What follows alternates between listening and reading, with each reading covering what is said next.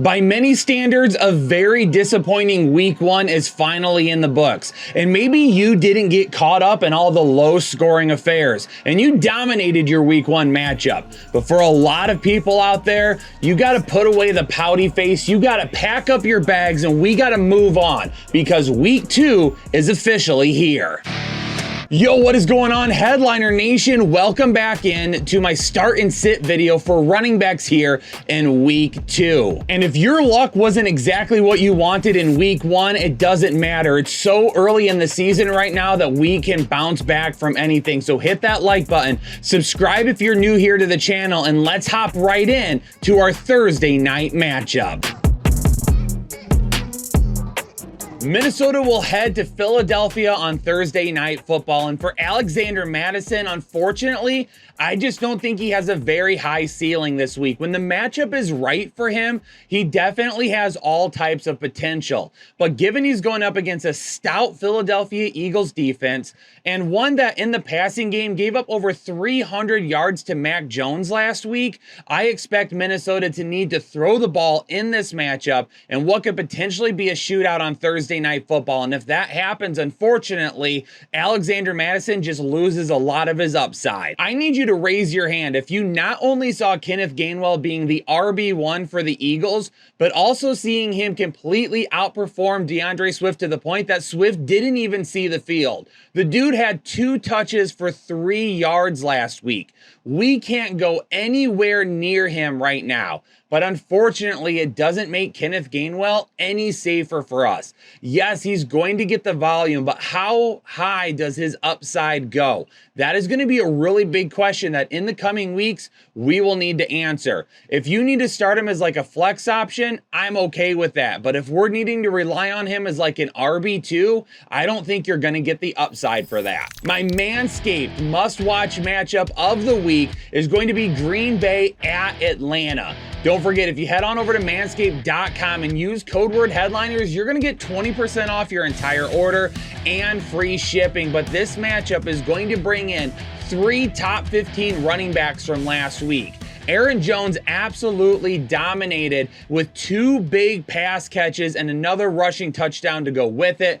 The dude looked absolutely explosive. Now, we need to keep our eye on him during the week because he did pull up kind of lame on his last touchdown grab. And because of that, we are going to need to see if that hamstring is good to go for week 2 at Atlanta. And honestly, that is the only reason that he's in yellow right now. If I knew he was fully healthy, he would be in green because he's going to continue to be a big part of this offense. But for the Atlanta Falcons, nobody saw what happened last week coming. We even told everybody all offseason to be cautious that Tyler Algier was still going to get a ton of touches in this offense. But to get 2 key touches for 2 rushing touchdowns and to put up over 70 yards on the ground with that, Tyler Algier could definitely be a dominant flex force to go along with Bijan Robinson.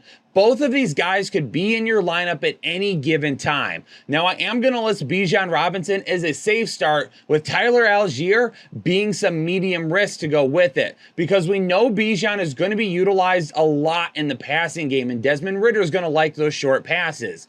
Tyler Algier could still end up being a little touchdown dependent for me, but if he rips off a couple of big plays or 2, he goes from being a mid-risk to an absolutely safe start every week. All right, for the Raiders and the Bills, Josh Jacobs, I'm going to list him as a safe start this week, going up against a Bills defense that allowed some huge runs to Breece Hall last week. Even Dalvin Cook had a couple of decent runs to go along with it. Josh Jacobs could definitely be back on track this week. Now, I will say if he doesn't get those big runs, his ceiling probably comes down a little bit. But the potential being there gives him a really nice floor this week, and for me, a safe start to go with it. Now, for the Buffalo Bills, did James Cook look great last week? No, but that is a very tough New York Jets defense. So with that being said, James Cook still looked really good. He dominated the touches, he dominated the snaps, and he is clearly the #1 running back in this offense. I look for him to have a breakout game going up against the Raiders this week.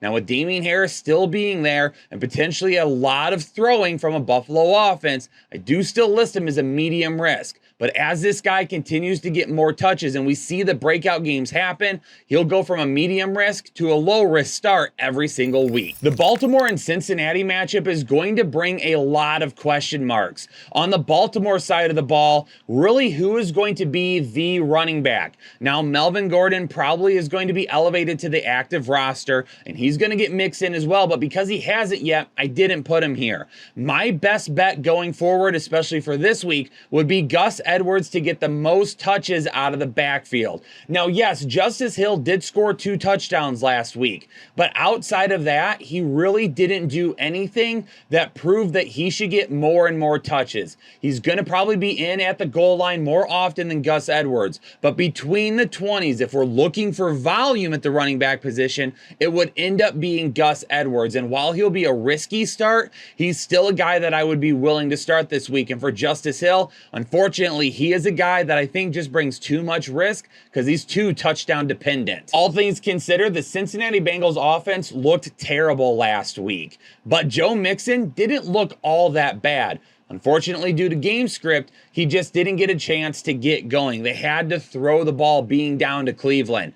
This week, in a matchup that hopefully they can stay a little bit more balanced with, it could give Joe Mixon an opportunity to get a little bit closer to 100 yards. But given that Baltimore's defense will still continue to be tough, anywhere from 70 to 80 with a lower 8-point floor is really what I'm looking at him for this week. A couple of huge surprises in the Seahawks and Lions game. The Seahawks, they didn't look nearly as good as what a lot of people thought, with an uncharacteristic loss to the Los Angeles Rams last week. For the Detroit Lions, they went on the road and beat the defending Super Bowl champs. Now, for the Seahawks, I am going to list Kenneth Walker as a safe start this week because I really think they're going to try to get a little bit more balanced instead of making Geno Smith have to try and go out and win this game. Kenneth Walker completely outplayed Zach Charbonnet last week in terms of volume, efficiency, everything. Detroit's defense is not to be messed around with. So is the ceiling very high? Maybe not, but he definitely has a shot at a touchdown and should still see plenty of volume in this game. Now, while the Seahawks didn't give up a ton of rushing yards last week, they gave up 3 rushing touchdowns to Kyren Williams and Cam Akers, and because of that, the points look a little bit skewed. So be careful when you take a look at that and just absolutely list David Montgomery or Jahmyr Gibbs as a smash start this week. Both of these guys carry risk because we don't know how this backfield is going to continue to play out.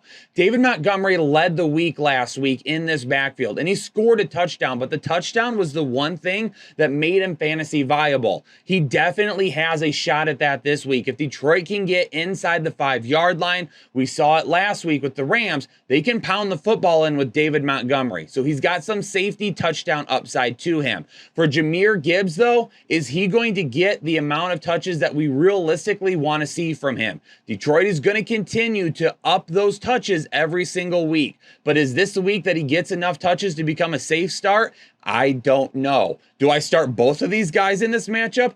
Absolutely, but I just be careful of the potential ceiling. The Indianapolis backfield last week looked absolutely horrible. Deion Jackson didn't look anything close to the guy that he was when he came in for Jonathan Taylor last season. And it was definitely something I cautioned you all about in this video last week, telling you to be very careful if you're trying to just list this guy as a smash start, because it might not be there for you.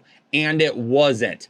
Evan Hall is banged up with a knee injury right now, so we don't even know if he's going to play this week. So because of the poor performance from Deion Jackson, because of the knee injury to Evan Hall, right now I'm going to list both of these guys as a risky start if you're wanting to go that route. However, if Evan Hall ends up being ruled out, more than likely Deion Jackson will move up this week to being more of a medium risk start, a guy that I see as being a low-end RB2 or high-end RB3 for you. We didn't see the upside that we wanted from Dameon Pierce last week, but it also wasn't the easiest matchup in the world for him. Dameon Pierce walked away with 13 total touches last week against the Ravens, and it was a really tough matchup to get going and find that high upside. And the same is probably going to be said about the Indianapolis Colts defense this week. Now you might be saying, Kyle, then why do you have him listed as a safe start? It's because he is the RB to own in this offense. The Colts last week did give up a big run to Travis Etienne, and there was a couple of other times too where Travis Etienne's shiftiness made some people miss. Dameon Pierce is also very good in that area. So the reason I'm listing him as a safe start this week is because I think that big play could end up being there for Dameon Pierce. Now my hope is he goes a little bit closer to 16 total touches on the week. So I'm also baking in a little bit potential for more volume for him. We'll have to see if that ends up happening or not, but the worst thing that could happen to the Houston Texans is if they go down big and if they go down big early, because if that happens, then Dameon Pierce definitely is going to have issues finding his ceiling this week. I just mentioned it a second ago with how the Colts running back struggled against this Jacksonville defense last week. And now because we've got a full-fledged three-way split in Kansas City with Pacheco and Clyde Edwards-Helaire both splitting touches on the ground and Jerick McKinnon being the passing down back, but not really getting any volume last week, I don't know how you feel safe with any of these guys in this matchup. Now, I am willing to list Jerick McKinnon as a medium risk start this week because when you take a look at the potential game flow here with some back and forth between Kansas City and Jacksonville, Jerick McKinnon has the best opportunity for some pass catching work. Now, the biggest thing here, though, is has Patrick Mahomes lost faith in his wide receivers? Because if he did, that is going to give Jerick McKinnon an opportunity to step up if Mahomes will look back his way. But if Mahomes wants to go back to his wide receivers again, then that poses another issue for Jerick McKinnon. Listen, if you're subscribed to the channel, you have heard me rant about Travis Etienne for the last 3 days. So there's not a lot that I'm going to say here other than the fact that Tank Bigsby didn't look all that good last week. Yes, he got one rushing touchdown, but his biggest run of the day for 4 yards wasn't even him. It was his offensive line grabbing and pushing him. That's the only reason that he even picked up the yardage. Travis Etienne saw 80% of the snaps last week. He was in on 3rd down. He was in on 4th down. He got pass catching work. He was the guy. Bigsby's going to continue to have a role in this offense, and it's going to be at the goal line. Travis Etienne will absolutely lose some touchdowns to him, but just like we saw last week, he's still going to pick up some big play touchdowns because he's got big play potential every time he touches the football. Tampa Bay's defense only allowed 41 rushing yards against Minnesota last week, and now they're going to be getting a backfield that has once again been split. Khalil Herbert is the starter and will more than likely continue to be. Now, for those of you that look at the numbers for Roschon Johnson and get super excited, I understand. I don't hate Roschon Johnson. I do think he could end up being a good NFL running back, but I also don't think that he is the starter as of yet. Keep in mind that almost all of these numbers that we see here, at least 85% of them, came in the 4th quarter after this game was well out of reach for Chicago. They took Khalil Herbert out and they put Roschon Johnson in, and he ended up scoring a garbage time touchdown. So don't look at the numbers and just assume that Johnson is taking over as the starter, because more than likely it will be Khalil Herbert again. But considering this is still going to be split between the 3 running backs and it's a tougher matchup, I don't feel safe with any of them this week. I'm going to be very honest with you for a second, and I've been very honest about him all off season long. Rachaad White sucked last week. Yeah, he might get a decent amount of volume, but the dude has not been good on an efficiency level at all since his career began last season. I know people said, oh, the volume is going to be there, and oh, he's going to be more efficient because he doesn't have Leonard Fournette. That's not how it works, people. He wasn't inefficient last year because of Leonard Fournette. He was inefficient last year because he's inefficient. Now, could that turn around? Absolutely. But until I see that, he's going to be at least a medium risk start for me, especially in a matchup like this. I don't foresee him going green anytime in the near future. So if you want to start Rachaad White, you are taking full responsibility for anything that comes out of his poor performances. Austin Ekeler and Derrick Henry in this matchup are absolute starts. Listen, you're not sitting either of these two guys. And even though Derrick Henry wasn't great on the ground last week, he added 2 really big receptions. Austin Ekeler is dealing with an ankle injury, but as of this recording, I haven't heard anything that suggests that he's not going to play. But the big thing to talk about in this matchup are the 2 backup running backs that had surprising performances last week. starting with Joshua Kelly. The dude went off for over 90 rushing yards last week, but I'm going to list him as a risky start because I don't know if they're going to continue to pound the football like that. I don't know if maybe Miami's run defense just absolutely sucks and Tennessee is going to be a little bit more difficult. Even though we saw a great performance from Joshua Kelly last week, I'm not willing to even consider starting him yet until I see it for multiple weeks. Now, Tyjae Spears is going to be a lot different, and he's listed as a medium risk for me this week because of his potential involvement in the passing game. He actually outsnapped Derrick Henry last week, and one of the reasons why is because Tennessee was having so much difficulty playing from behind and having to throw the football. They were putting Tyjae Spears out there a little bit more often. Now, if we can get in some more positive game script, Derrick Henry absolutely will continue to be on the field. But Spears is a guy in PPR leagues to keep an eye on, because if this becomes a passing battle and Tennessee has to throw the football to stay in it, Spears is probably going to be on the field a little bit more often. And given how poor Tannehill looked last week, he could benefit from dumping it off to Tyjae Spears a little bit more often instead of trying to force the ball downfield as much. Saquon Barkley was by far the most controversial player that I had last week in my start and sit videos because I listed him in yellow and nobody seemed to agree with that. In fact, a lot of people didn't even seem to understand what that meant. Well, look what ended up happening. That defense took over. They were able to control the New York Giants, and they had to become one-dimensional and try and throw the football. There was a lot of risk going up against that defense last week, and we saw it happen. But there's not going to be as much risk this week. So feel more than comfortable to put Saquon Barkley back into your lineup as a top 5 potential running back option this week. And for James Conner, he's going up against the New York Giants defense that allowed Tony Pollard to run for 2 touchdowns last week. He's going to be one of the main options in this offense. They're going to run the football with him. He's going to be included in the passing game. And if they get into the red zone, the shot at a touchdown becomes even greater for James Conner. I'm going to list him as a pretty safe start this week with some decent top 24 potential. Christian McCaffrey last week showed why he was one of the top 3 players taken in all drafts this offseason. In fact, even when the score was out of reach and San Francisco was dominating, Christian McCaffrey was still staying on the field. Elijah Mitchell was a non-factor the entire game last week. He continues to be a very safe guy that is going to get tons of touches and tons of volume. The 49ers defense only allowed 41 rushing yards to the Steelers last week. And now they're going to be getting a Rams backfield that has Cam Akers as the lead back, who absolutely sucks. Actually, let me change that real quick. Is Cam Akers even truly the lead back? Because Kyren Williams outsnapped him in the first half. Now, maybe that had something to do with needing to have more passing plays, but I don't really care. We tried telling you all offseason long that Cam Akers was not the guy. I don't care what the end of last season looked like for him. He's got a tough matchup this week. He looked really bad last week, and Kyren Williams is getting a ton of touches, a ton of looks, and a ton of snaps. But Kyren Williams, for me, isn't even the start this week either because this matchup is way too difficult. Now, before you hate on me for having Tony Pollard in yellow, just give me a second to explain that. But I'm going to start with the New York Jets first. Dalvin Cook didn't look all that great last week. He looked okay, but he didn't look great. Breece Hall looked great.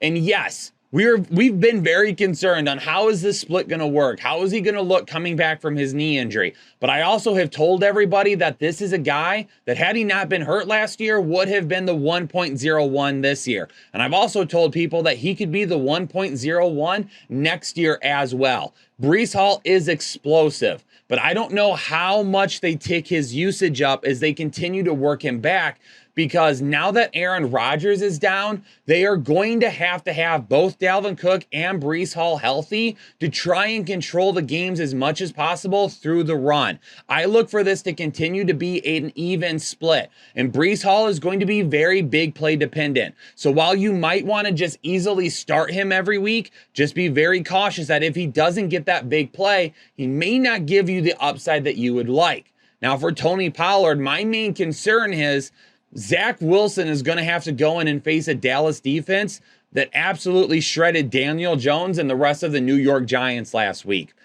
if there's a potential here where Dallas gets out in front again and their defense is just holding the New York Jets to absolutely nothing and they're getting turnovers and they end up going up by a lot of points, how many touches does Tony Pollard realistically get? 2 touchdowns last week kind of made up for the volume that he didn't get when the game was out of control.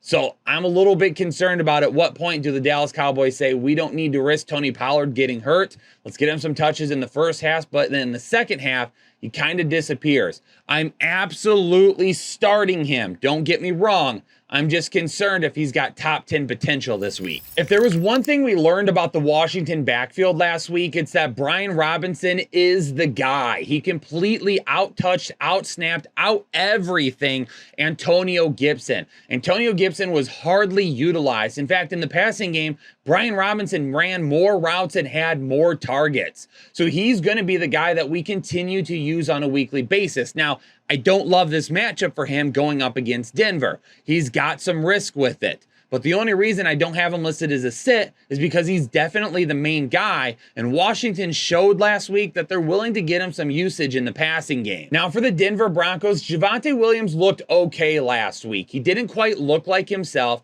You could tell on some of those plays he wasn't explosive. He didn't really have that giddy up that we've seen in the past or the ability to make people miss. That's okay. He's not going to have that right away. So if you're looking to just throw him out there, be very, very cautious with it. This is a matchup that could work well for him, but it's also a matchup that brings a very low ceiling.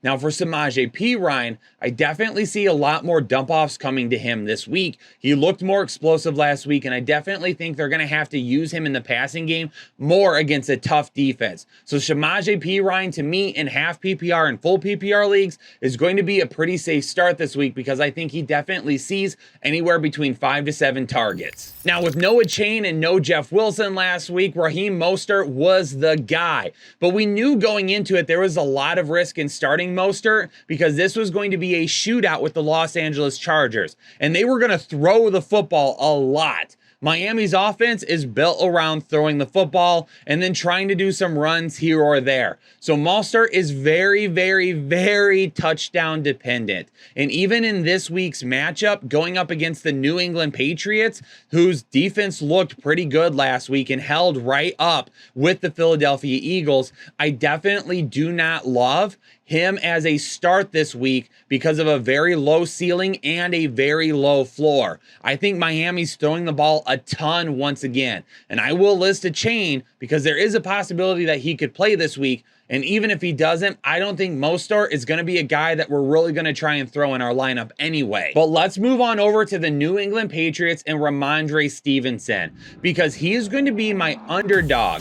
Pick him to play this week with a current rushing line set at 55.5 yards. This is a Dolphins defense that gave up 234 rushing yards last week to the Los Angeles Chargers. Now, if you want to play this pick'em along with any of the other ones that we talk about this week over on Underdog, make sure you download their app, create a new account, and deposit at least $10 using code word Headliners. They're going to deposit match you up to $100, and you're going to get a special pick'em to play that's almost guaranteed to hit. Now, I know some people were concerned in the first half with Stevenson last week, but the dude was sick for the last couple of days heading up to this game. It was a rainy game. New England seemed to be out of it in the first half. There was a whole lot of reasons for Stevenson not to be on the field. But when it mattered most and the Patriots were driving and coming back against the Philadelphia Eagles, Ramondre Stevenson was out there. He finished as a top 24 back with 6 receptions.